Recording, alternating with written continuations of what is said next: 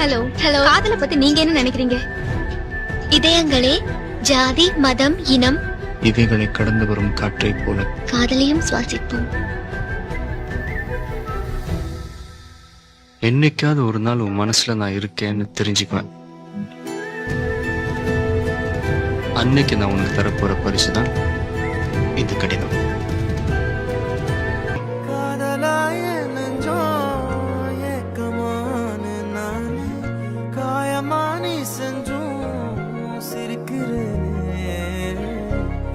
அசோக், எல்லாருமே மாப்பிள்ளை சைடு, பொண்ணு சைடுல நீங்க தான் இருந்து எங்க கல்யாணத்தை நடத்தி வைக்கணும்.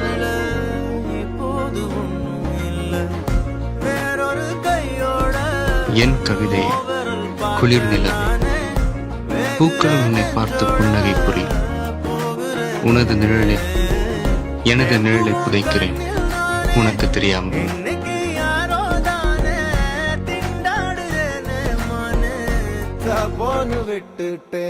இப்படி எல்லார் காதலுக்காகவும் போராடுற உங்க காதல் கண்டிப்பா சக்சஸ் ஆகும்.